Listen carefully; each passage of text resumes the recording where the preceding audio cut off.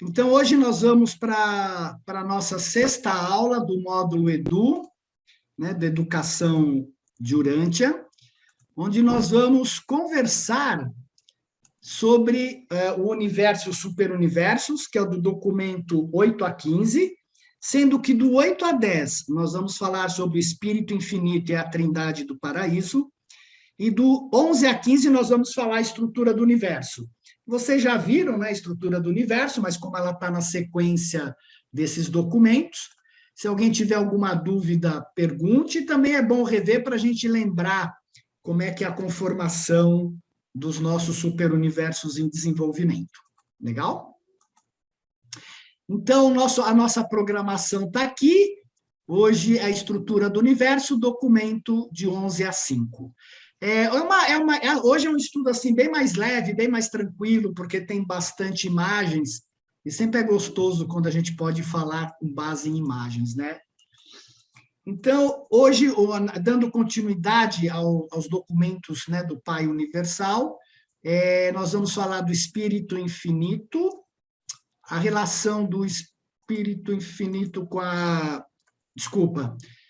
com o universo e sobre a Trindade do Paraíso. Então, o Espírito Infinito. Retrocedendo na eternidade, quando o primeiro pensamento absoluto e infinito do Pai Universal encontra no Filho Eterno o verbo perfeito e adequado à sua expressão divina, então passa-se a manifestar-se o desejo supremo, tanto no Deus Pensamento como no Deus Palavra, de um agente universal e infinito de expressão mútua e de ação combinada. Então, veja que a principal parte aqui é que o Pai encontra a sua expressão divina no Filho, porque o Filho é a própria personalidade do Pai, é a personalização do Pai. E, obviamente, que se você tem o Pai, que é o pensamento, você tem o Filho, que é esta expressão, você precisa de alguém que faça a ação, que ponha em ação aquele pensamento e aquela expressão. Então, agora, estamos face a face com a origem na eternidade do Espírito Infinito, a terceira pessoa da deidade. No instante mesmo em que Deus, o Pai, e Deus, o Filho, concebe conjuntamente uma ação idêntica e infinita, a execução de um plano de pensamento absoluto, nesse exato momento, o Espírito Infinito começa a existir em sua plenitude. Então, nós temos o Pai Universal, nós temos o Filho Eterno. O Filho Eterno, ele engloba o Pai Universal, e o Espírito Infinito engloba envelopa tanto o Filho Eterno quanto o Pai Universal. Por isso que essa é a representação melhor da Trindade, através dos 3 círculos, e não do triângulo, porque realmente há um envelopamento do Filho, é uma expressão a mais do Pai através do Filho, e é uma expressão a mais do Pai e Filho através do Espírito. Então, o Pai, ele é o pensamento, a concepção, a criação. O Filho corresponde à palavra, à expressão e à personificação. E o Espírito corresponde à realidade, à ação e à execução dentro da realidade. O Espírito Infinito. Na eternidade do passado, com a personalização do Espírito Infinito, o ciclo da personalidade divina torna-se perfeito e completo. O Deus da ação é existente, e o imenso cenário do espaço está pronto para a atividade estupenda da criação, a aventura universal, o panorama divino dos tempos eternos. E nós vimos como tudo isso ocorre nas aulas passadas, principalmente na introdução, né? Inerente à natureza dessa transação e em reconhecimento mútuo da independência da personalidade de cada uma e da união executiva de todas as 3, fica estabelecido o ciclo da eternidade. A Trindade do Paraíso é existente. Fica estabelecido o cenário, no espaço universal, para o panorama múltiplo e infinito do desenvolvimento criativo do propósito do Pai Universal, por meio da personalidade do Filho Eterno e da execução do Deus da ação, o qual é a agência executiva para os atos de realização da parceria criadora pai-filho. O Deus da ação atua e as abóbadas inerentes do espaço põem-se em movimento. 1 bilhão de esferas perfeitas, em um relance, passa a existir. Antes desse momento hipotético na eternidade, e ele fala hipotético porque ele diz que teoricamente isso nunca existiu, né? As energias do espaço inerentes ao paraíso já existiam e eram potencialmente operativas, mas não tinham nenhuma realidade na sua forma de ser.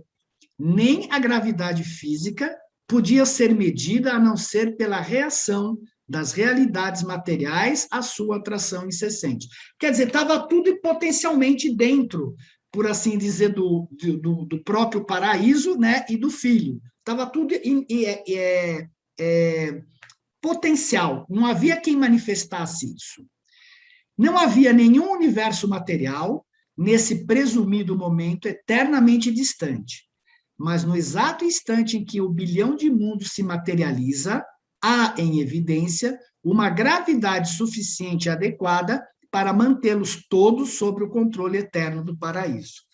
E, para mim, eu acho essa imagem dos mundos de Avona muito bonita, né? Porque ele mostra bem aquilo que acontece, você olhar o paraíso, as esferas que rodeiam o paraíso, e depois os 7 círculos que rodeiam os 7 círculos de Avona. Acho que essa imagem pode nem ser tão assim, né? Porque, teoricamente, o paraíso seria maior que tudo isso. O paraíso é o maior corpo do universo. Mas, pelo menos, essa imagem nos dá uma noção do que vem a ser essa criação. O Espírito Infinito eterniza-se concomitantemente com o nascimento dos mundos de Avona, havendo este universo central sido criado por ele, com ele e nele. Quer dizer, é o próprio corpo, está dentro do próprio corpo do Espírito Infinito, em obediência aos conceitos combinados e vontades unificadas do Pai e do Filho. A terceira pessoa deifica-se por esse mesmo ato de criação conjunta, e assim, para sempre, passa a ser um criador conjunto. A natureza do Espírito Infinito. Então, o Criador conjunto vem da eternidade e é plena e inqualificavelmente uno com o Pai universal e com o Filho eterno. O Espírito Infinito reflete em perfeição não apenas a natureza do Pai do paraíso, mas também a natureza do Filho original. E quando a gente lê o livro, e também em outras publicações, a terceira fonte centro, né, o Espírito Infinito, é conhecido como Espírito Universal, Guia Supremo, Criador Conjunto, Executivo Divino, a mente infinita, porque é o Espírito que dá a dotação da mente, o Espírito dos Espíritos, o Espírito Materno do Paraíso, Agente Conjunto, Coordenador Final, Espírito Onipresente, Inteligência Absoluta e Ação Divina. Em Urântia, algumas vezes é confundida com a mente cósmica. Nós, aqui no Urântia, no nosso planeta, a ministra divina que acompanha Micael é chamada o Espírito Materno do Paraíso do nosso universo local, de Nébadon, né? Então, esta ministra provém desse Espírito Materno do Paraíso. Não é o próprio Espírito Materno, mas é uma filha desse Espírito Materno do Paraíso. O Espírito Infinito e seus espíritos coordenados descem, sim, e submetem-se alegremente a uma série surpreendente de atenuações da divindade. Vocês lembram que toda a divindade, a partir do instante que o Pai projeta o Filho, projeta o Espírito, sempre há uma atenuação, né? Só o Pai realmente está ligado à infinitude, ele é por ele mesmo, né? Chegando mesmo a surgir como anjos, e para estar ao vosso lado e guiar-vos ao longo dos caminhos rasteiros da existência terrena. Por meio dessa série suficientemente decrescente, o Espírito Infinito, de fato, como uma pessoa, aproxima-se até muito perto de cada ser das esferas de origem animal. E tudo isso o espírito faz sem invalidar em nada a sua existência como terceira pessoa da deidade no centro de todas as coisas. Quer dizer, são projeções desses filhos que vêm dar a ministração, fornecer a ministração para os seres do tempo e do espaço. E quais são os atributos da terceira fonte centro? Primeiro, o Pai é um criador original e preside aos domínios da pré-energia, do pré-espírito e da personalidade. O Filho é um administrador espiritual, domina as esferas das atividades espirituais. A terceira fonte centro é uma coordenadora, uma ministra de coordenação ilimitada, quer dizer, ela coordena toda a manifestação.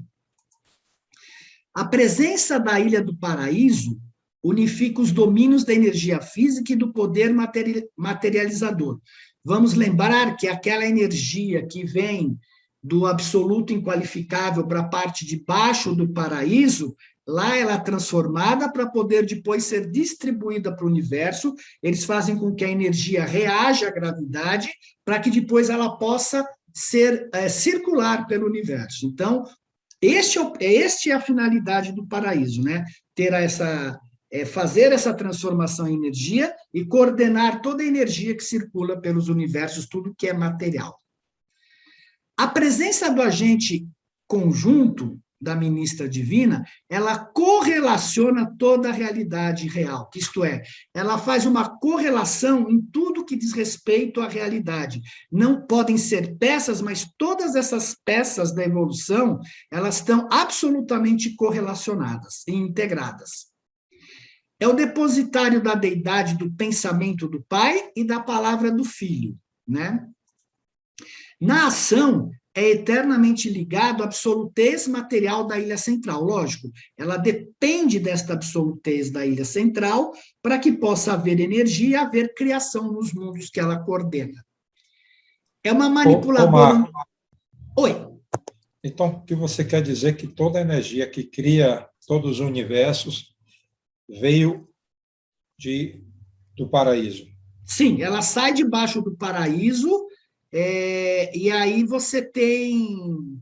e ela sai do paraíso, ela tem nomes diferentes, e quando ela se chama de poder, inclusive no livro, quando ela já está dominada e responsiva à gravidade universal. Então, toda a energia sai da parte de baixo da Ilha do Paraíso e para lá volta. Ela roda todo o universo, o tempo que demorar, e ela volta para debaixo da Ilha do Paraíso. Tanto é que ninguém tem acesso à parte de baixo do paraíso, só a parte de cima. Ok. Claro isso? Para mim, claro. Legal. Fala, Marcelo. Márcio, aproveita que você está nas nuvens aí. Como é que a gente entende melhor aí essa gravidade universal? A gravidade universal é que dá coesão a tudo. Se não fosse a gravidade, quem é que atrairia e manteria todos os planetas e o universo nos seus devidos lugares?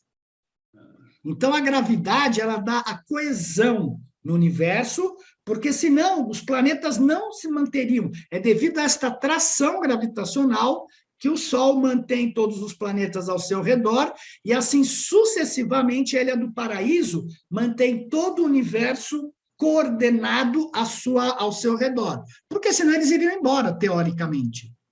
Legal. É porque a gente encontra muito o termo assim, né? Gravidade, né? É gravidade porque realmente é a atração, é aquela força que faz com que tudo fique correlato e coeso. Legal. Mais alguma dúvida? Tem.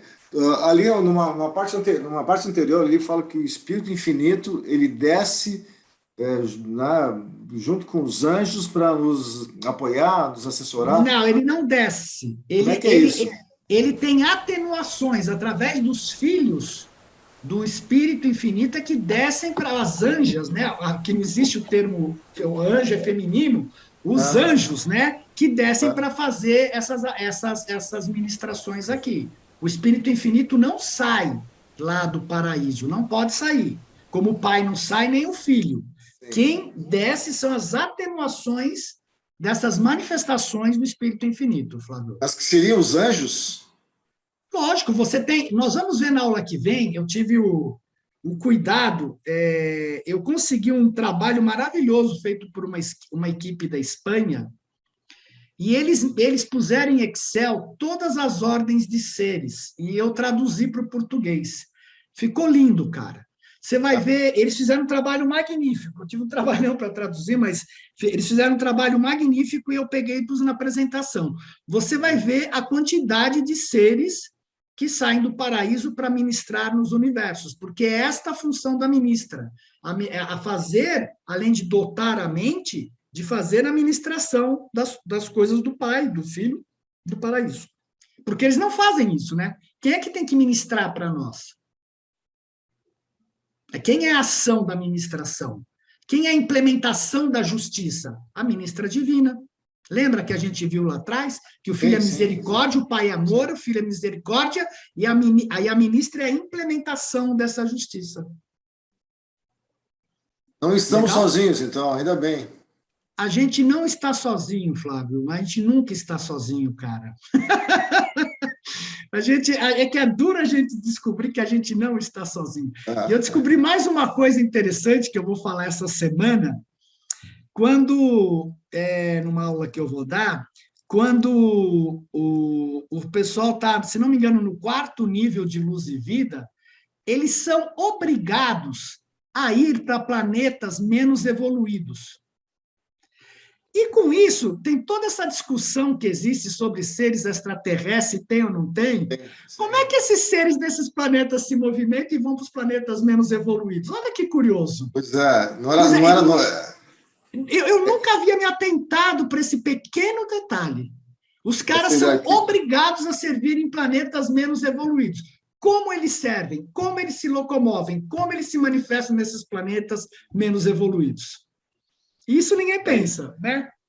Mas isso depois eu vou falar, isso é muito bacana, porque isso explica muita coisa que talvez a gente veja que não tem resposta e que as pessoas duvidam. Né? Pode, num certo sentido, a gente pode falar, cara, eles são obrigados, eles estão aí nos universos, instruindo e ajudando, para o crescimento deles. Para o crescimento, claro, sem dúvida. De todos, deles e nosso. Então é curioso essa história de ETs, agora começa a tomar uma outra realidade você andando pelo livro. Mas tudo bem, vamos lá. Se tiver dúvida, perguntem, hein?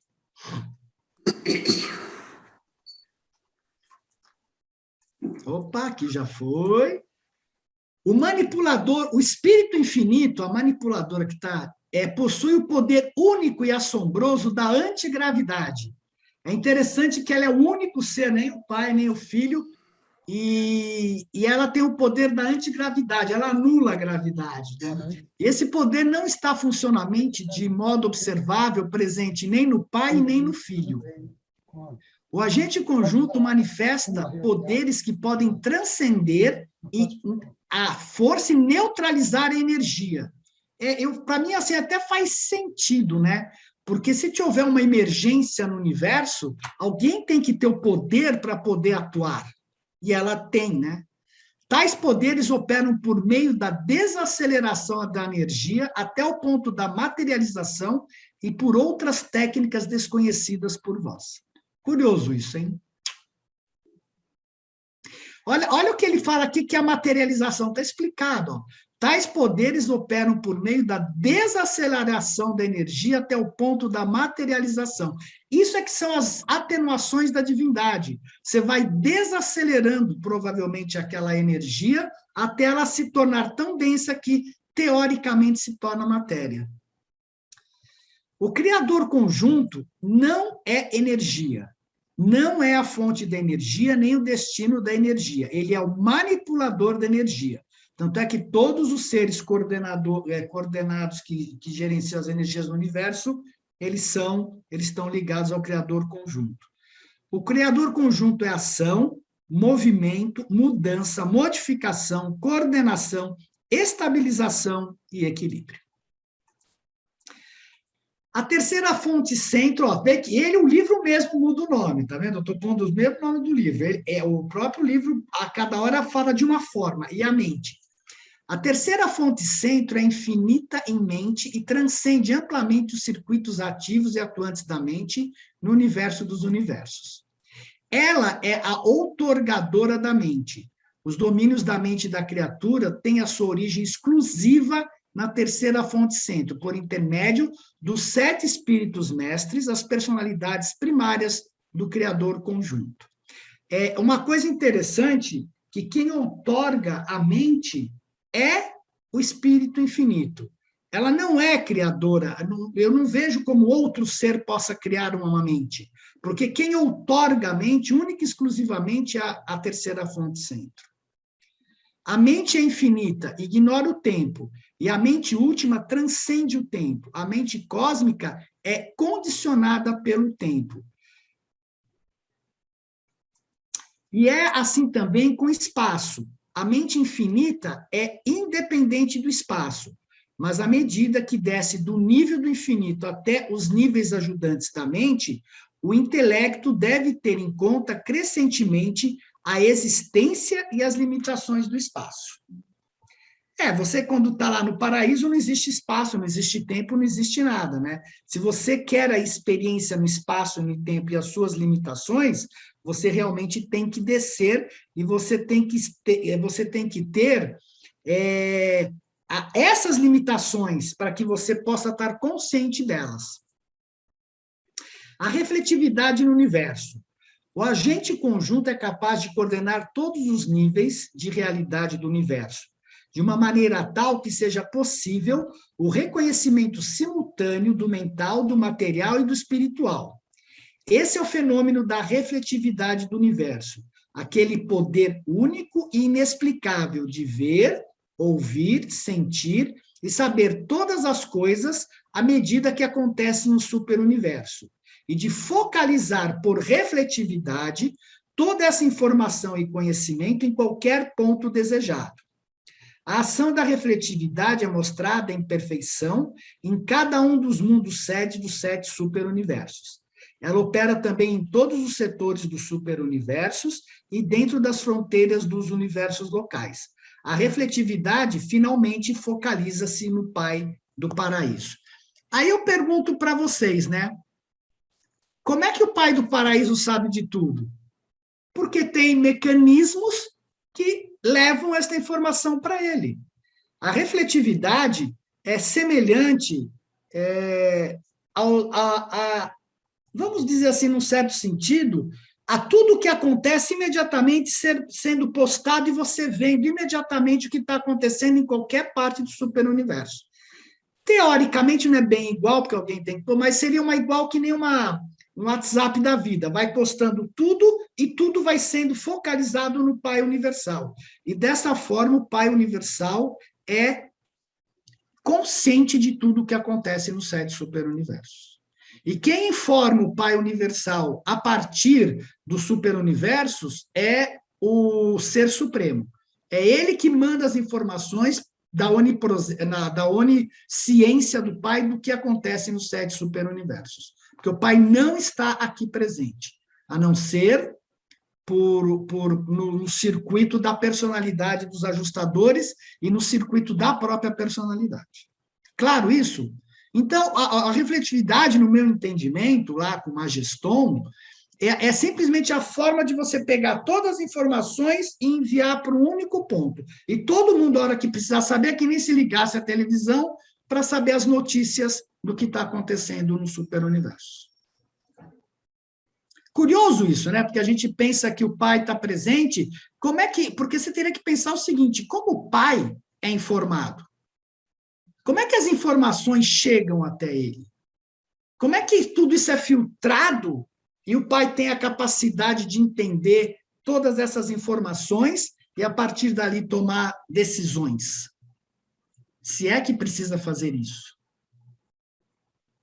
Curioso, né? Se a gente parar para pensar o que acontece no planeta, a nossa rede de informação, a complexidade que é você ter cada ponto de informação no planeta, a gente liga o celular, olha, você tem tudo lá que está acontecendo em qualquer lugar.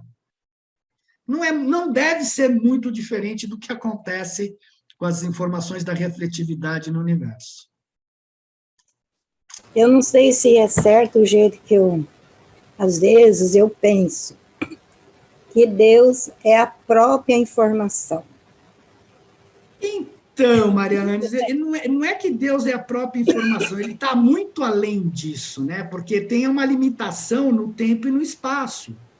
Mas ele é o tempo e ele é o espaço. Ele não é, são atenuações dele. Se a gente lembrar nas outras aulas... Eu que vou lendo e vou deduzindo, eu que vou lendo. Se você pensar nas outras aulas, a gente vê que o Pai está centrado no paraíso. Não deixa de ser ele, mas formas atenuadas do Pai. Esse é o ponto. Só que, pelo que eu entendo, se não fosse isso, não haveria necessidade da refletividade para ele saber tudo. O Pai é o próprio paraíso é o Pai. Eu ligo tudo assim na minha cabeça. Como é que é, Maria Lana? Está longe, você não está ouvindo. O paraíso é o Pai. Pai é o paraíso. Eu me enrolo. O paraíso é um local de manifestação da realidade, onde o Pai se apoia para manifestar dentro da infinitude um ponto de manifestação da realidade. O Pai é muito mais que o paraíso. Né? O Pai está presente no paraíso, mas ele é muito mais do que aquilo lá. Ele é a própria infinitude em pessoa. Marcos, melhorou um pouco. Eu acho também que nós, como nossos sentidos são limitados, né? No mundo morossial, ele aumenta inúmeras vezes, né? A gente não tem nem elemento para imaginar como é que seria os sentidos do Pai, né? O Pai, então, isso é uma boa pergunta. Você poderia... Legal a tua questão. O Pai teria sentidos? Provavelmente não. O Filho tem sentidos? Pode ser, porque ele é uma personalidade. Né? Mas esses sentidos, eu não sei se eles têm sentidos nesse sentido que nós entendemos de sentidos. Você entendeu? Porque eles estão num nível vibratório, num nível tão mais elevado do nosso entendimento, que eu não sei. Agora, tem lugares, sim, que a gente vai ter 70 sentidos, tem seres que têm 256 sentidos, mas os sentidos nada mais são do que sensores para você perceber a realidade. É só isso. Eles são sensores, os sentidos. Sentidos sensoriais, né? Os sentidos, eles são... É que nem você tem sensor no carro, a humanidade descobriu os sensores, nós somos os próprios sensores, e nós somos sensores em pessoa. Se você tocar a tua pele aqui, você está sentindo. Você está sentindo o vento que está batendo aí, você está sentindo o calor, você está sentindo o seu estômago. A audição é através de vibração sonora, né? Pois é, então tudo é sentido. Por isso que o nosso corpo humano, ele é uma máquina incrível. Ele processa o pessoal estima 40 quatrilhões de informações por segundo.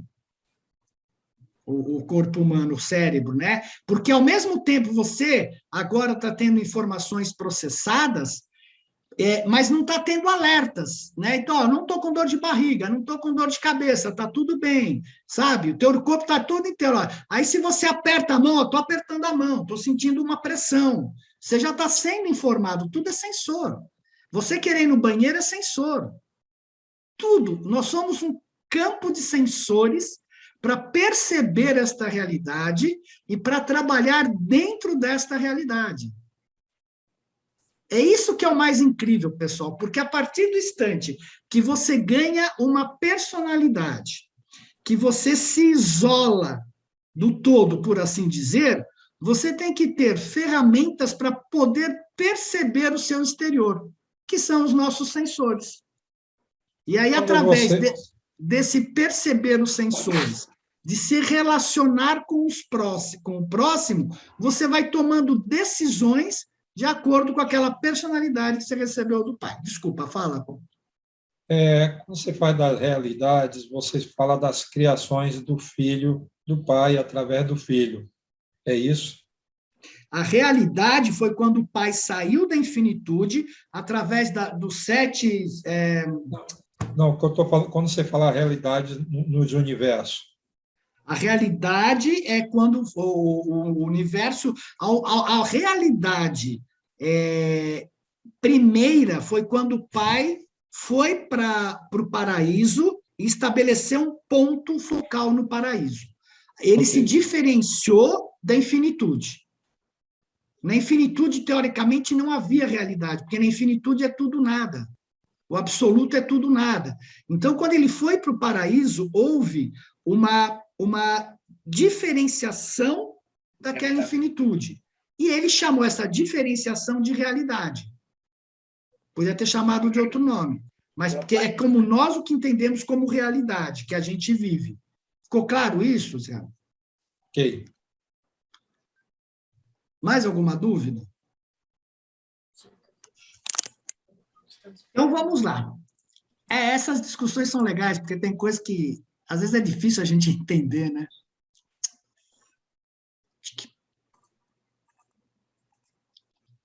A trindade do paraíso. A trindade das deidades eternas do paraíso facilita, nós vimos lá também no começo, ao Pai escapar de um absolutismo de personalidade. Quer dizer, ele tem a personalidade absoluta no Filho, só que o Espírito, ele já é uma outra criação. Então, ele sai daquele absolutismo da personalidade dele e do Filho. A trindade associa perfeitamente a expressão ilimitada da vontade pessoal infinita de Deus com a absolutez da deidade. O Filho Eterno e os vários filhos de origem divina, juntamente com o agente conjunto e os seus filhos do universo, efetivamente proporcionam ao Pai a liberação das limitações inerentes, por outro lado, à primazia, perfeição, imutabilidade, eternidade, universalidade, absolutez e infinitude. Eu acho que isso daqui responde à tua pergunta. Eles que permitem que o Pai saia daquele campo de infinitude onde ele é tudo nada, né? E experiencie um nascimento, experiencie através do Ser Supremo, que é ter um começo e um fim, experiencie através do Ser Supremo o que é o crescimento através das decisões. Esse aí responde minha pergunta, era isso que eu queria. Respondeu melhor que eu, tá vendo? Pronto. A trindade do paraíso assegura de um modo eficaz a expressão plena e a revelação perfeita da natureza eterna da deidade. Os filhos estacionários da trindade, do mesmo modo, proporcionam uma revelação plena e perfeita da justiça divina. Então, você vê que tem um lado da trindade que está ligado à personalidade, tem um lado da trindade que está ligado à justiça e à perfeição divina. A trindade é a unidade da deidade. E essa unidade repousa eternamente sobre as fundações absolutas da unicidade divina das três personalidades originais, coordenadas e coexistentes: Deus o Pai, Deus o Filho e Deus o Espírito. Muito bem, aqui a gente acabou a parte da trindade, a gente vai ver agora a parte nós vamos ver a estrutura dos universos. Até alguma dúvida? Esse foi o básico, é a parte assim, eu procurei extrair a parte mais importante para se entender o que é a trindade e qual é a função dela, né? Lógico que, ao ler o livro, você vai poder se aprofundar muito mais. Alguma dúvida a respeito? Não? Então, vamos passar para a parte dos universos. Vocês já viram essa apresentação nos novos estudantes, mas é bom para a gente rever também e tirar dúvidas e lembrar, porque eu também nem sempre eu lembro de todos os nomes e de todas as coisas, né? Então, essa parte aqui vai cobrir a ilha eterna do paraíso, o universo dos universos, as esferas sagradas do paraíso, o universo central e divino, os 7 superuniversos, né? Todos esses detalhamentos que estão aqui. Então, o que o livro fala? Que partindo do paraíso para fora, na extensão horizontal do espaço preenchido, porque tem um espaço não preenchido, o universo mestre consiste em 6 elipses concêntricas e os níveis do espaço que rodeiam a ilha central do paraíso. São o universo de Avona, os 7 superuniversos e os 4 níveis do espaço exterior, que é essa imagem que a gente já viu muitas vezes, né? Que do centro da Ilha do Paraíso, né, partindo para o espaço preenchido, você vai ter aqui o universo central que rodeia o paraíso e os 7 superuniversos rodeando Avona e o paraíso. Conforme o livro comenta que o paraíso é a maior de todas as criações, dá para imaginar que esse desenho, obviamente, mostra uma figura um pouco distorcida, porque, em teoria, o paraíso seria muito maior que tudo isso daqui junto. Mas para você representar isso é difícil, né? Então é melhor colocar o paraíso pequenininho, as esferas sagradas do Pai aqui, Avona e os universos aqui. E a parte de fora, os espaços exteriores, que é exatamente isso daqui. Ó. Aqui é uma outra visão que eu acho muito bonita, essa visão aqui, do paraíso com os universos. Aqui ele é um pouco mais realista. E para se ter uma ideia, num corte, né, se nós fizéssemos aqui, você vai ter os 7 superuniversos como se fosse uma cabeça, né? Curioso isso daqui, e os espaços externos, que obviamente são muito maiores do que os 7 superuniversos. Se aqui já é gigantesco, se o próprio Avona é gigantesco, imagina o que deve ser esses espaços exteriores aqui. E o mais interessante é que, da mesma forma que nós temos na Ilha do Paraíso os representantes nos universos do tempo e do espaço, que é Deus o Sétuplo, nós também vamos ter esses representantes aqui nos espaços exteriores, que não tem nome ainda, mas o que vai ter aqui vai ter uma réplica para cá, de alguma forma. A Ilha do Paraíso, né? Entre as 21 esferas sagradas do Pai, rodando no paraíso, tem as 21 esferas sagradas do Pai do paraíso. Então, são 7 esferas secretas do Pai, os 7 mundos luminosos do Filho Eterno e as 7 esferas imensas do Espírito Infinito. Quer dizer, além de você ter todo o paraíso, ao redor dele você tem esses mundos de cada um dos componentes da Trindade. O Pai Universal é o segredo da realidade, da realidade e da auto-outorga do ajustador. É a origem e destino da personalidade. É o controlador da energia, o sustentador universal. Através do circuito da gravidade universal, centrado em si, o Pai é consciente de todas as autoconsciências através da criação. Então, a gente lembra que o paraíso é como se fossem 2 pratos sobrepostos. Na parte de cima, ele é habitado, né? Ele é tão grande que se todo mundo dos universos, dos superuniversos, fossem para lá agora, ocupariam apenas 4% da área habitada do paraíso. Para vocês terem uma ideia do tamanho que deve ser isso, né? A parte de baixo é todinha destinada ao controle da energia para que possa haver a manifestação.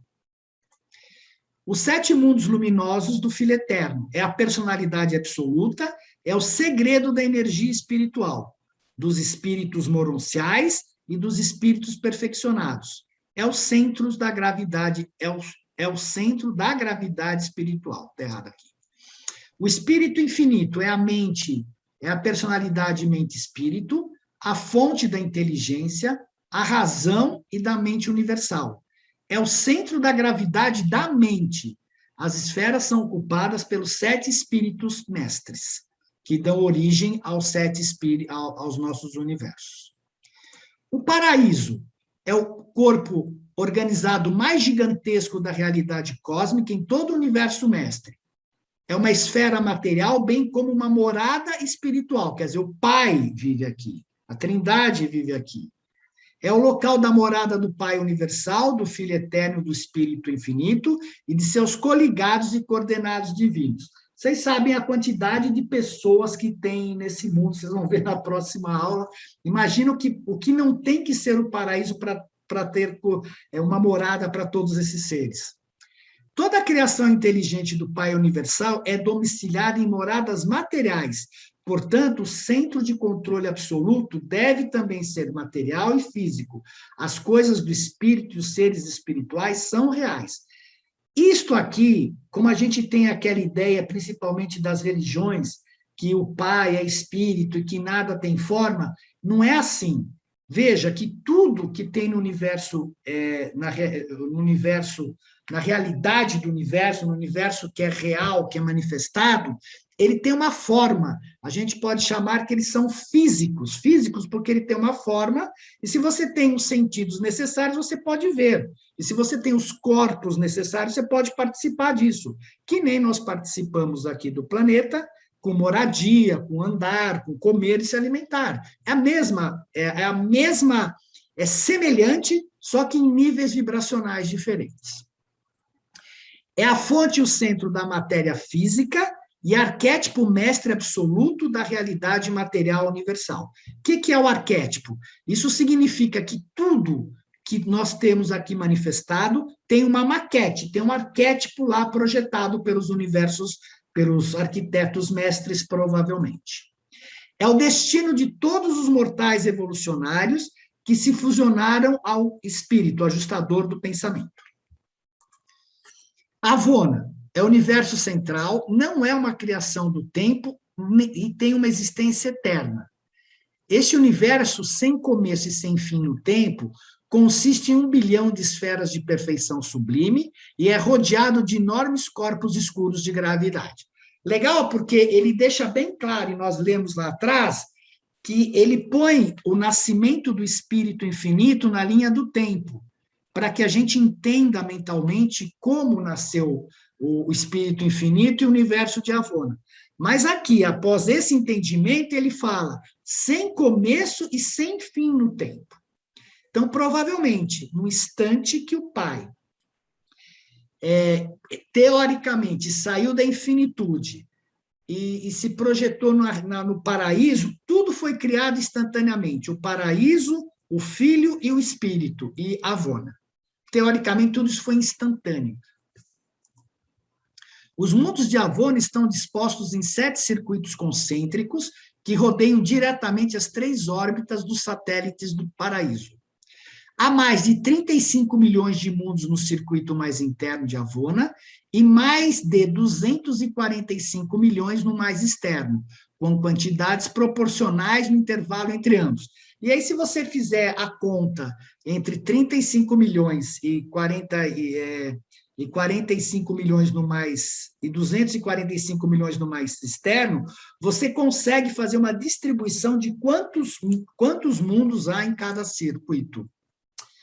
Cada circuito é diferente, mas todos são perfeitamente equilibrados e organizados com refinamento, e cada um é permeado por uma representação do espírito infinito, um dos 7 espíritos do circuito. E aqui é uma curiosidade, né, que quando a gente fala, pô, mas se isso nunca existiu, se nunca teve uma existência de verdade, quer dizer, ou melhor, se sempre existiu, por que precisou ser organizado e foi organizado com refinamento, né? Se ele sempre existiu. Além de outras funções, esses espíritos impessoais coordenam a condução dos assuntos celestes em cada circuito. Essa é a diferença entre o paraíso e Avona. Ao redor do paraíso, a gente tem na periferia esses corpos escuros de gravidade. Pelo que eu entendo, o paraíso é tão grande e a sua luminosidade é tão intensa que não só ele ilumina todos os mundos de Avona, como essa luz sairia para fora dos superuniversos. E aí você não teria como ter a experiência em um certo sentido, porque você estaria vendo o paraíso, você estaria vendo os seres, né? Então, esses corpos de gravidade, esses corpos escuros de gravidade, eles não refletem nem absorvem a luz, eles não reagem à luz física. Por isso que a gente não enxerga, provavelmente, a luz do paraíso. Por isso que a luz dos universos, provavelmente, não entrem para os mundos de Avona. Porque imagino eu que pelo tamanho do paraíso, nós veríamos a luz dele caso não houvesse esses corpos escuros de gravidade. Bom, e qual é a divisão administrativa dos 7 superuniversos? Nós temos, em termos administrativos, que nem nós temos numa grande empresa, que você tem o presidente, a diretoria, os gerentes, os supervisores, os coordenadores, os funcionários, eles dividiram administrativamente para gerenciar criações tão grandes, eles dividiram o superuniverso em 10 setores maiores. E cada setor maior tem 100 setores menores. Cada setor menor tem 100 universos locais. Cada universo local tem 100 constelações. Cada constelação tem 100 sistemas, e cada sistema, como o nosso, que é de Satânia, tem 1000 planetas habitados. Então, para facilitar a unidade de evolução experiencial dos planetas habitados, né, gerenciar os seres que aqui vivem na experiência, eles dividiram esse universo, porque cada superuniverso tem o potencial de 1 trilhão de planetas habitados. E, obviamente, que você tem que ter pessoas coordenando esse 1 trilhão de planetas habitados. Marcos, Cristo Micael, ele está aqui no universo local. Ele toma conta de todo, de 100 constelações, de 100 sistemas, de milhares de 10 milhões de planetas habitados. 10 milhões, então, 10 milhões. No universo? Não, no nosso universo, que é de Nébadon, que o Cristo Micael criou, tem 10 milhões de planetas habitados. A bem da verdade, tem 3 milhões e 800, porque ele está em desenvolvimento ainda. Mas ele tem o potencial de ter 10 milhões de planetas habitados. Ok. Quando Urântia veio, Urântia é o 606, já haviam 619 planetas habitados e mais 200 em formação. Se tem mais 200, vão faltar 100 e pouco, 150, para chegar aos 1000 planetas habitados dentro do nosso sistema. Entendeu? Mas ainda faltam 7 milhões para completar os 6 milhões e 200 para completar os 10 milhões de planetas habitados que o Micael e a Ministra Divina gerenciam. Ok. Já pensou, cara? A gente é complicado pra caramba gerenciar 10 milhões. Não, é só para... Volta o slide ali, por favor. Volto, lógico, vamos lá. Porque aqui está no universo local, aqui no universo local. Então, ele é composto de 100 constelações, um universo, né? De 100 sistemas e de 1000 planetas habitados. Nós somos parte de um desses sistemas aqui. Pronto, mas o que eu quero explicar aqui, Cristo Micael, Jesus Cristo, criou todo esse universo aqui, universo local. Universo local que compartilha tudo isso aqui. Isto. Aí você tem mais 99 Micaéis que compartilham esses 100 para completar os 100 universos locais. Jesus é um. É um aqui. E Lúcifer, ele tomava conta de um sistema. Perfeito. Ele tomava conta do 100, ele tomava conta de um sistema de Satânia que está incluído o nosso planeta Terra.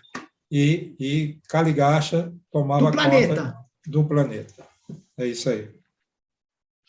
Perfeito. Kaligasha tomava conta aqui, de um planeta. Pronto. Outro dia eu estava lendo esse capítulo e tem uma frase lá que diz que todas as pessoas em ascensão para o paraíso, que todas essas pessoas só ocupam 4% do paraíso. Perfeito. Então, o que ele diz é que se todas as pessoas que estão aqui nos universos fossem para o paraíso, ocuparia 4% da área destinada. Quer dizer, destinada, quer dizer, que você vê que o paraíso é muito maior ainda. Verdade. Cara, eu não sei se daria para a gente imaginar. Outro dia o cara fez um cálculo. Se não me engano, o tamanho do paraíso é 1.980.000.000 de anos-luz. Ele fez um cálculo, 1.980.000.000 de anos-luz, o tamanho do paraíso. É inimaginável para a nossa consciência um tamanho desse. Ele fez com cálculo com base na velocidade dos planetas que giram em torno de Avone, do Paraíso, ele fez esse cálculo. Porque Mas eles viram esse cálculo, ele está falando ano-luz, pela concepção nossa de qual é a velocidade da luz. É isso? Não, ano-luz é que você tem lá, que é 1 trilhão, não sei quantos milhões de quilômetros, né? Ok. O ano-luz, ele isso. corresponde a mais de 1 trilhão de quilômetros. Mas o ano-luz não é, na nossa percepção de distância de um ano-luz, a velocidade da luz? Que percorre em um ano. É os 300 mil quilômetros por segundo que a luz percorre durante um ano. E a gente transformou em quilômetros. Então, você faz ideia, se é 1 trilhão e tantos de quilômetros, e o Paraíso tem 2 milhões de anos-luz, tente imaginar o que multiplica 2 milhões por 1 trilhão, o tamanho do Paraíso é um 4 trilhão de anos-luz, cara, ou mais. É muito grande. É uma coisa que está fora do nosso... Quer dizer, está fora, sim, a gente pode abstrair, mas é gigantesco. Verdade. É gigantesco, cara. Não, tem 6 zeros, é mais do que um 4 trilhão. Se você puser, isso vai dar trilhão, 4 trilhão, quintilhão, sextilhão. Tá louco. Não sei. Preciso fazer a conta, me perdi aqui. É muito grande. É muito grande. Bom, aqui nós temos, então, de um planeta, né? E de tudo, e nós, o que nós vamos fazer aqui, né?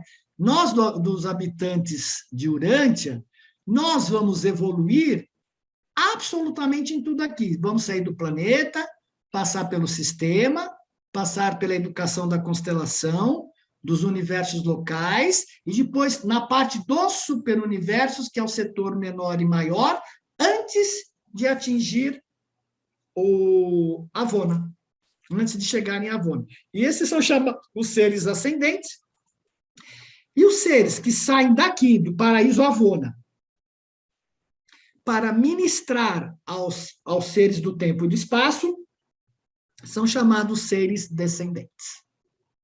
E nós, seres evolucionários. Ambos estamos evoluindo. A grande diferença é que nós, seres evolucionários, temos um ajustador do pensamento. Nós temos o próprio Pai Universal dentro de nós. E como é que essa administração, como é que esta divisão administrativa, né? Então, ele diz assim, 7 superuniversos, cada superuniverso tem as características do espírito mestre que administra. Então, o primeiro espírito mestre é o Pai, o segundo é o Filho, que a gente viu, o terceiro é o Espírito, o quarto é a junção do Pai e do Filho, o quinto é o Pai e o Espírito, o sexto é o Filho e o Espírito, e o sétimo é o Pai, o Filho e o Espírito, que é onde nós estamos. Então, você tem 7 superuniversos. Cada superuniverso é dividido administrativamente em 10 setores maiores. Aqui, esses são os setores maiores. 1 trilhão de planetas habitáveis, nós temos em um superuniverso, um mundo central governado por 3 anciões dos dias.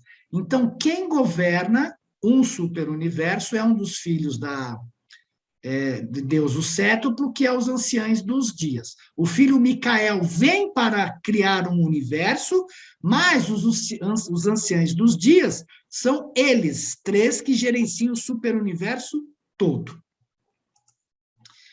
Cada setor maior comporta 100 setores menores. Então, que são essas bolinhas aqui, que tem 100 bilhões de planetas habitáveis, um mundo sede central governado por 3 perfeições dos dias, que são personalidades supremas da Trindade. Cada universo, cada setor menor ocupa o quê? 100 universos locais, que tem 1 bilhão de planetas habitáveis. 100, porque você vê, um universo tem 10 milhões, 100 universos dá 1 bilhão de planetas habitáveis. Um mundo sede central governado por 3 recentes dos dias, em cada sede central de um setor menor. Um universo local é a obra pessoal de um filho criador do paraíso, da ordem dos Micaéis, que tem sob a sua administração 10 milhões de planetas habitados. Esses universos do tempo e do espaço são todos evolucionários. o plano criador dos Micaéis do paraíso segue sempre o caminho da evolução gradual e do desenvolvimento progressivo das naturezas e capacidades físicas, intelectuais, espirituais, das múltiplas criaturas que habitam as variadas ordens de esferas compreendidas no universo local. E a gente lembra que todos os arquétipos estão lá em Paraíso Avona, né? Então, tudo que aqui não vem ao acaso, tem uma maquete, tem um arquétipo, né? Urântia pertence a um universo local cujo soberano é o deus homem de Nébadon, Micael de Salvington, conhecido como Jesus de Nazaré. Os filhos de Deus podem escolher os domínios das suas atividades de criador. Essas criações materiais, contudo, foram originalmente projetadas e planejadas pelos arquitetos do universo mestre do paraíso. Então, o Micael, o nosso Micael, né, escolheu o 7º superuniverso para criar um universo onde ele fosse desenvolver seres de origem material. Em cada universo agrupa 100 constelações. Então, 100 são 10 milhões de planetas habitáveis, um mundo sede central magnífico, criado e governado por um filho criador da ordem dos Micaéis, que é o nosso. Tem a presença de união dos dias, que é o Emanuel, que é o irmão de Jesus, representante da Trindade do Paraíso, que veio para justamente ajudá-lo a fazer a administração do universo.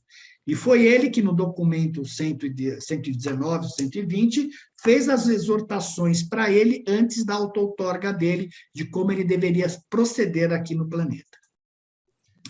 Cada constelação... Me desculpe, Não, só um detalhe. Então, o Cristo Micael, ele criou 1 bilhão de mundos. Não, ele criou um universo que tem 10 milhões de mundos habitados. Não é a constelação que tem 10 milhões? Vamos olhar lá. Mas ele tem um universo. Será que eu inverti aqui? Não, tá certo. É porque aqui eu pus 100 constelações. Por isso que você tem, 100 constelações, tá vendo? 10 milhões de planetas habitáveis. Cada constelação. Cada universo local. Okay. Tem 100 constelações com 10 milhões de planetas habitáveis cada constelação. O que prefaz o quê? 1 bilhão de planetas habitáveis. É isso que eu estou dizendo. Então, o universo local é 1 bilhão de mundos, não é isso? 100 universos locais corresponde a 1 bilhão de planetas habitados. 100 bilhões? Porque cada universo tem 10 milhões, vezes 100...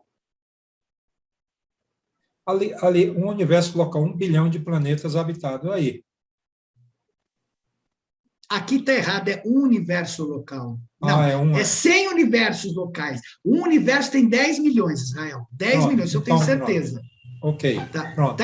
Eu acho que eu fiz alguma... cada universo local agrupa 100 constelações, 10 milhões de planetas habitáveis. Ok. Está errado? Não, então, né? Está certo. Tá. Então, desses 10 milhões... Está errado? Desses 10 milhões, o Micael tem 3 milhões e 800 já habitáveis dentro do nosso universo de Nébadon. E ele escolheu Urântia para fazer a sua 7ª última ortoga. Foi, porque era o planeta mais problemático, ele acabou escolhendo Urântia. Isso aí. Um sistema, aqui é que eu pus 100 sistemas, eu preciso mudar aqui. Obrigado pela observação, que ficou confuso mesmo. Os 100 sistemas têm 100 mil planetas habitáveis, né? São governados por Altíssimos e possuem um fiel dos dias como observador e embaixador da Trindade. E o sistema é a unidade básica do governo e consiste em 1000 mundos habitados. Um sistema tem 1000 mundos habitados. E a esfera arquitetônica como sede central. Cada sistema é governado por um soberano do sistema, que seria Lúcifer, e cada planeta é presidido por um príncipe planetário, que é Caligástia. Ficou claro agora?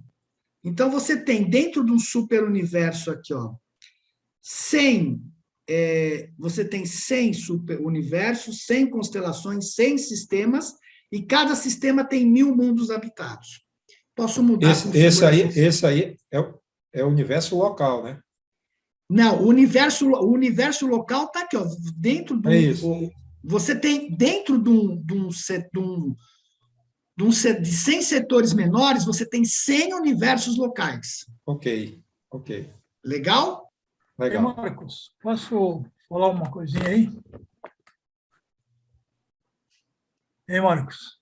Pode, lógico, Marcelo. Então, qualquer número que nós colocarmos aí, pode ser bilhões de bilhões, a não sei que potência, nós estaremos limitando o universo. E ele é ilimitado. Então, nós não conseguimos entender isso. Então, mas é que o universo número... é limitado.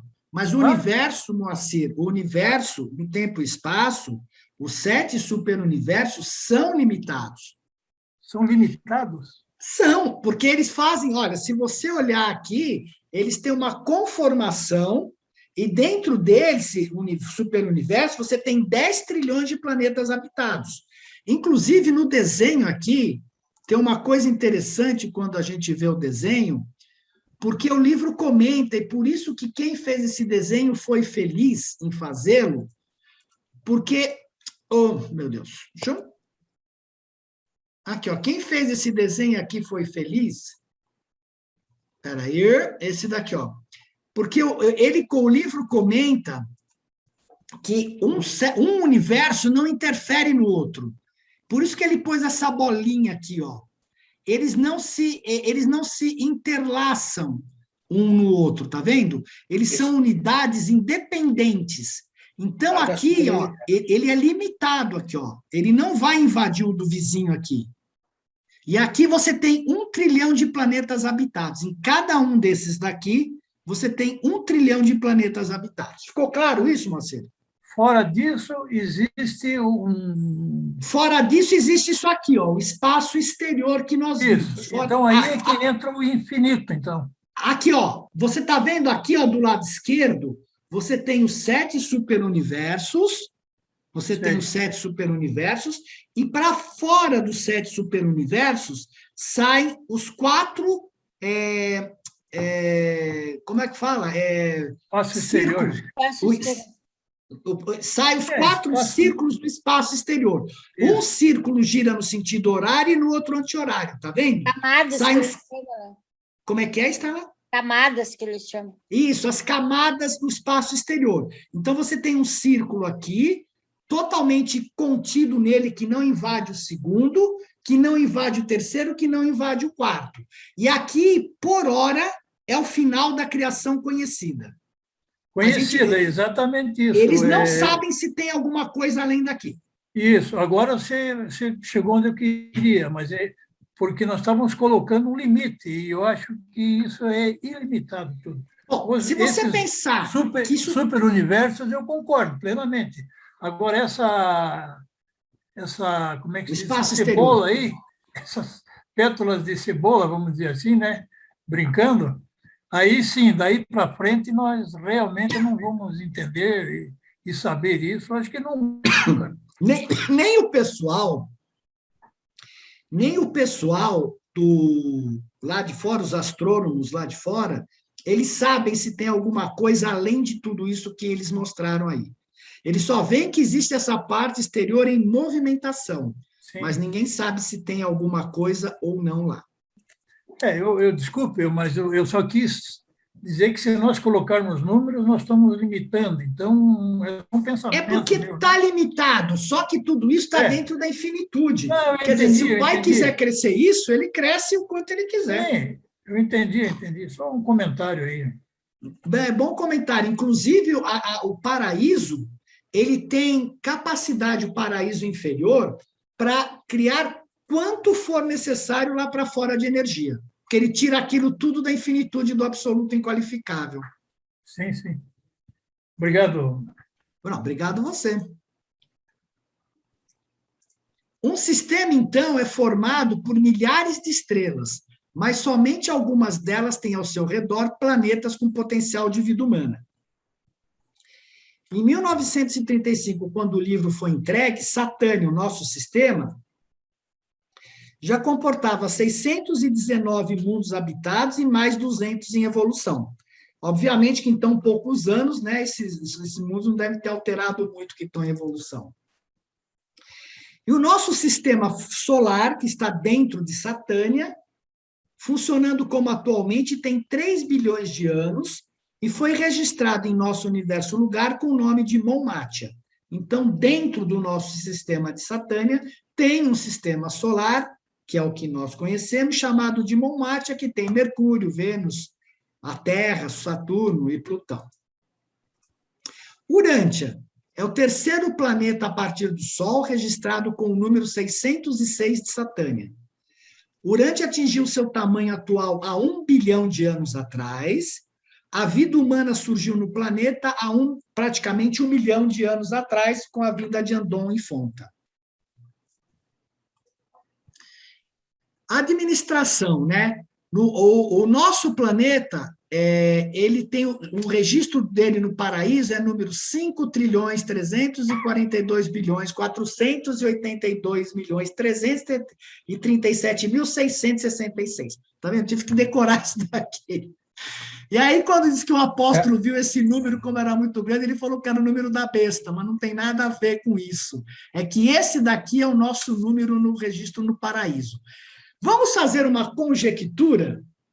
Nós sabemos que os universos podem ter até 7 trilhões de planetas habitáveis.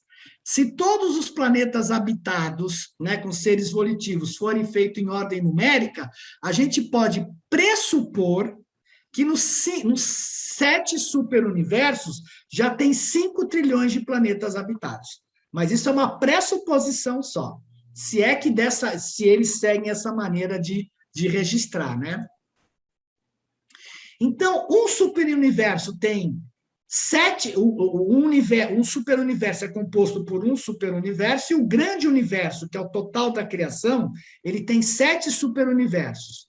Ele tem 10 setores maiores, no grande universo 70 setores maiores, 1.000 setores menores, 7.000 setores menores no grande universo, 100.000 universos locais, 70.000 universos, 700.000 universos locais no grande universo, 10 milhões de constelações, 70 milhões de constelações no universo, no grande universo, 1 bilhão de sistemas, 7 bilhões de sistemas, e no final você vai ter, que é o que importa, 1 trilhão de planetas habitáveis, e no grande universo, que é o total da criação conhecida, 7 trilhões de planetas habitáveis. Ô Marcos, esse quadro aqui me veio uma lembrança. O pai criou 700 Micaéis. Então, já 700 mil. 700 mil. Então, volta esse estágio aí. Então, já gastou os 700 mil Micaéis? Não, né? Porque você ainda faltam 2 trilhões de planetas para serem feitos. Não, volta ali. Volta para o estágio. Volto. Volta aí. Mas é que os Micaéis criam os universos, né? Não, eu sei, mas é Não isso os planetas. aqui. Então, 700 mil universos locais. Cada universo tem um Micael.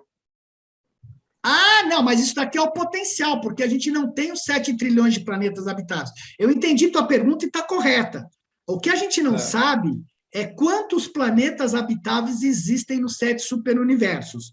E esses Micaéis aqui, os 700 mil, os que não criaram ainda, estão em espera, entendeu? Entendi. Mas parece que já tem os 700 mil Micaéis, sim.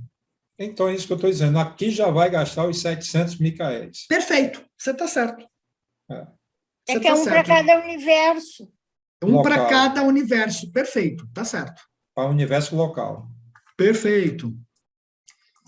Era isso, pessoal. Falei que a palestra hoje era fácil. Ficou dúvidas alguma coisa? Era só para ter uma noção, para a gente recordar aquilo que a gente já viu várias vezes, do que acontece no grande universo, porque isso daqui é a base depois para o entendimento de todo o livro. E o importante agora é a gente lembrar que em cada uma dessas fases da administração do universo, você tem seres, né? Você tem seres aqui, isso daqui que é incrível, né? e aí que a gente vai ver a quantidade absurda de seres que tem cuidando de toda a administração, que para cada uma dessas, de um setor maior, de um setor menor, do universo local, existem seres que estão cuidando e administrando e cuidando do desenvolvimento dos seres que saem dos planetas habitados, vão para os sistemas, para as constelações, e o universo local fazendo o caminho de ascensão até o paraíso, tá? Então, é bom a gente, quando nós olharmos a semana que vem, a semana que vem não, a outra, porque a semana que vem é feriado, os seres evolucionários, os seres descendentes que vêm ministrar, vocês vão ver a quantidade de pessoas que estão localizadas em cada um desses setores, dessas partes do superuniverso, para que possam conduzir o ser humano à perfeição do mandato do Pai de ser de perfeito como eu sou perfeito. Ficou claro isso? São pessoas ou seres? Como é que é? São seres. O mais próximo de nós são os anjos, né? Que são quase materiais, mas são seres que têm atenuação, né? Eles têm energias cada vez mais, que nem fala lá, mais materiais, por assim dizer, mais densificadas. Então, eles estão muito próximos de nós. E quanto mais longe do paraíso, menos você sabe da vontade do Pai na realidade. Ok. E aí dá para entender a partir daqui também o que significa realidade.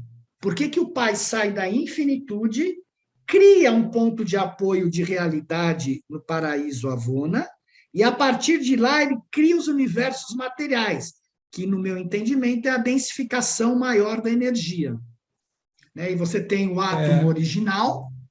Como é o nome do átomo original, Estela, que eu estou tentando, me fugiu da partícula original, me fugiu o nome. Que é a partícula química original da criação de todo o universo. Puxa, fugiu o nome dela, mas tudo bem.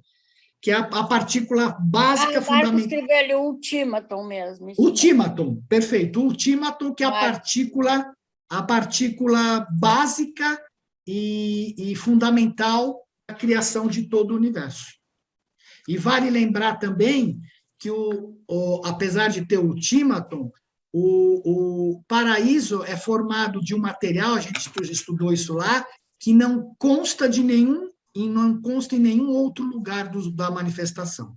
Ele é de um material totalmente especial, eles não informam que material é esse. E também vale lembrar que o universo tem respiração, né? Que você tem eu devia ter posto até a foto da respiração do universo, que ele tem a parte que, hora que o universo expande hora o superuniverso se contrai. E aí eles têm que nem cones aqui, onde tudo que vem aqui sobe, depois pega e vai se expandir para o universo. Então, tudo é físico. Tudo é físico. Tudo tem que ter uma física. Isso aí nós vamos estudar para frente, mas a criação do Cristo Micael, as criações, lá na DEC, os anjos, serafins, isso tudo, ele pode criar porque tem os serafins, tem os querubins, os serafins, que é o principal, ele pode criar seres. Não, o Micael e a ministra, eles criam o Gabriel, eles, junto com o pai Melquisedeque, criam a questão dos Melquisedeques, e tem uma coisa curiosa, a partir da 7ª outorga dele, ele não pode criar mais nenhum ser. Ele já criou tudo que ele podia criar, a partir da 7ª outorga não tem mais criação, porque ele não pode viver, provavelmente não vai viver mais a vida daqueles seres, né? Então, quando ele chega na 7ª outorga, eles não criam mais. Mas eles criam um monte de seres para baixo. É isso que eu estou dizendo. Então, ele daquela... Como tem os serafins, tem os querubins, tem os cenobins, né? Tem sim. Eles que criam. Então, cada um vão criando para ajudá-los a ele a cuidar de todo universo. Isso, ele cria os universo filhos local. materiais, mas muito desses anjos, eles não vêm do Micael nem da ministra, eles vêm do Espírito Infinito. Aqui, ó. Nos Novos Estudantes, na palestra 3, tem aqui. Sumiu. Não, tá aqui, ó.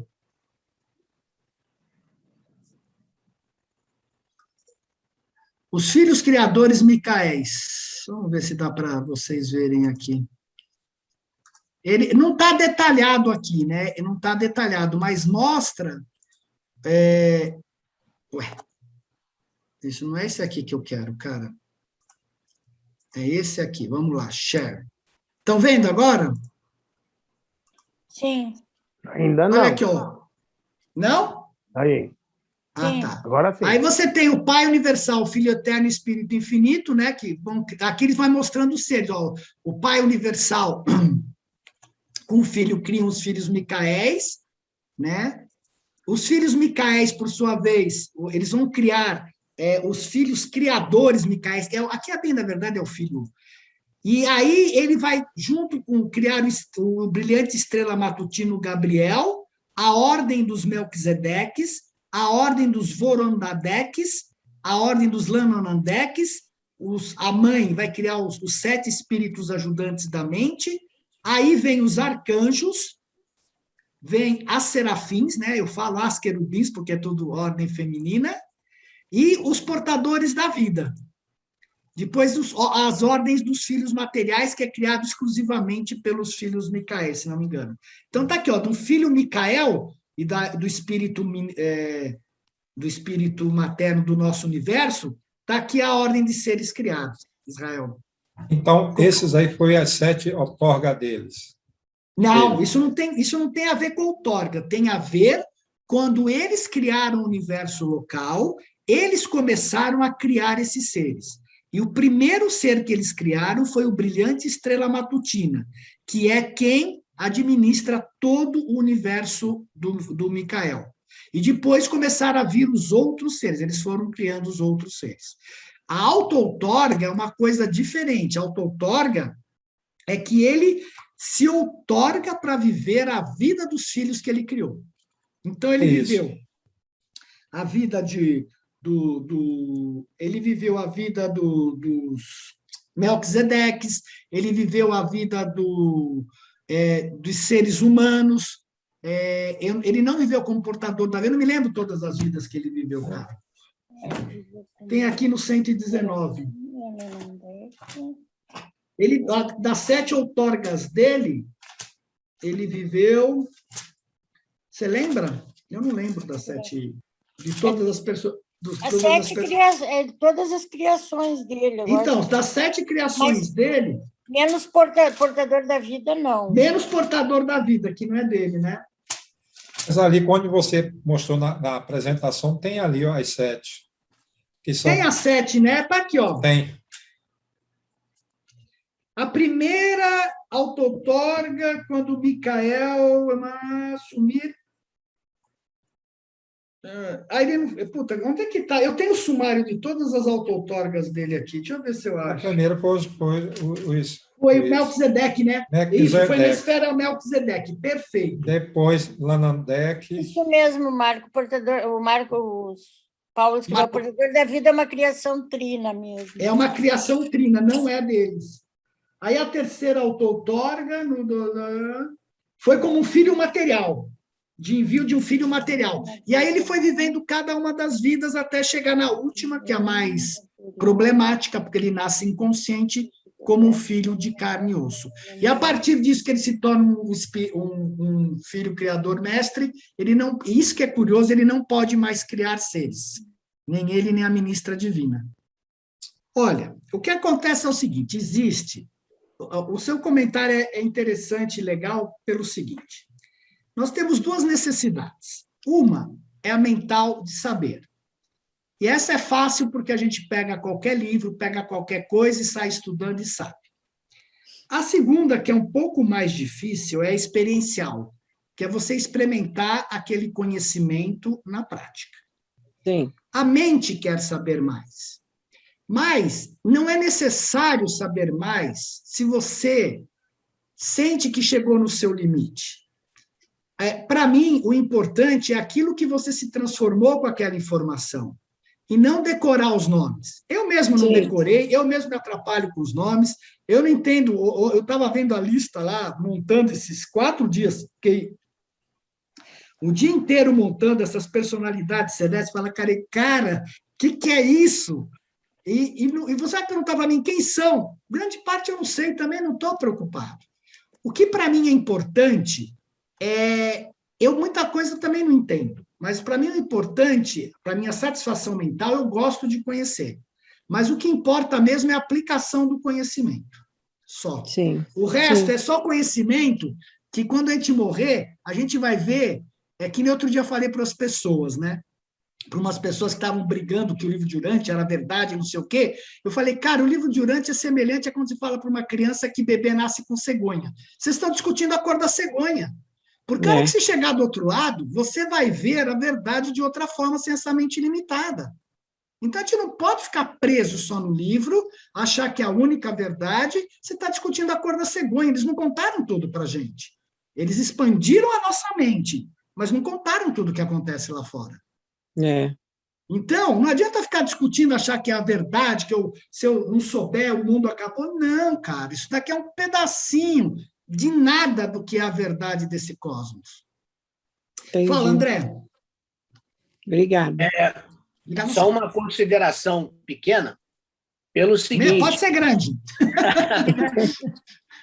De acordo com a grandiosidade da dimensão dos universos e do caminho que nós temos pela frente, quem acha que vai descansar em paz, tira o cavalinho da chuva, porque tem muito trabalho pela frente.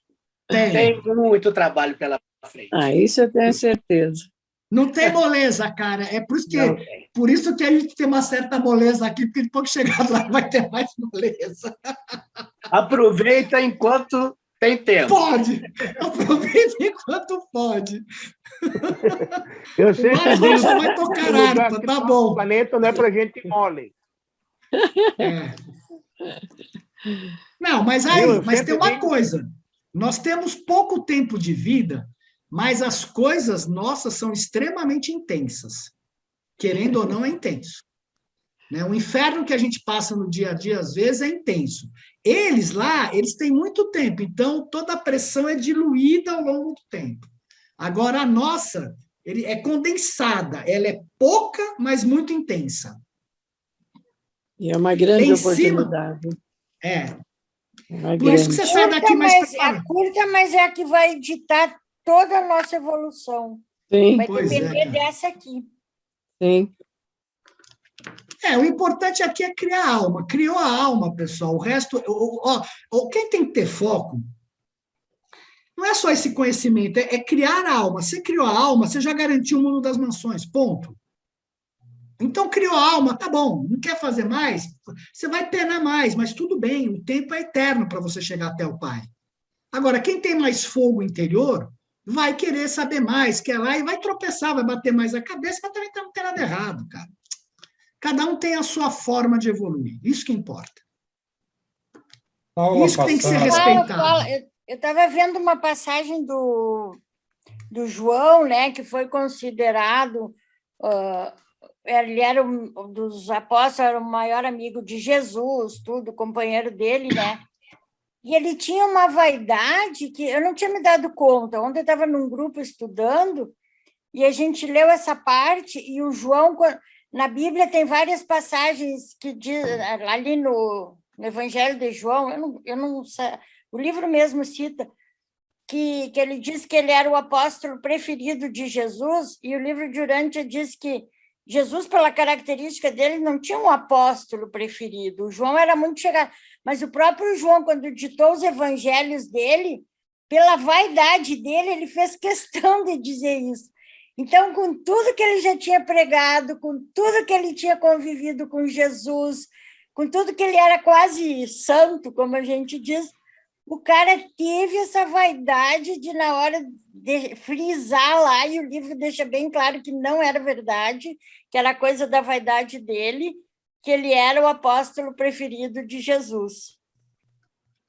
Legal Então, isso daí, né? o que esperar de nós? Eu posso fazer uma pergunta, já que você fez essa colocação, que eu tenho essa dúvida. Os irmãos de Jesus, por que não estavam na hora da crucificação? E eu queria saber também por que Jesus entregou para o discípulo João, né, para cuidar de Nossa Senhora, e não para um dos seus irmãos. Porque João estava lá na hora. E os irmãos não estavam? Não, e nem os apóstolos. Eu acho que não era nem aconselhável eles estarem lá para não serem presos. Nem as apóstolas, nem as apóstolas estavam lá também. Tinha ninguém. Só João estava lá e ele pediu que eu me lembre para que ele cuidasse de Maria, e ele pediu, antes de morrer, que a Maria fosse embora. Ele pediu que a Maria fosse embora de lá e parece que ela foi embora.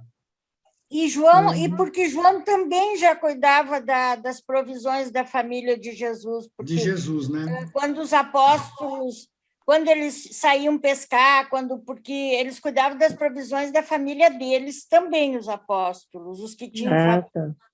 E João, ele ficou encarregado de cuidar da família de Jesus, durante a pregação ainda, né? E depois também Jesus fez o pedido para que ele cuidasse de Maria, né? Mas ele já cuidava. Era a missão de cada apóstolo, cuidava da sua família. E o João, acho que ele era solteiro, acho que ele não tinha família. Tinha pai e mãe só, né? O Zebedeu lá. Mas aí ele cuidava das provisões da família de Jesus para não faltar nada. Marcos. Oi. Não, pode terminar. Não, não, pode falar, Israel, não ia falar nada, não.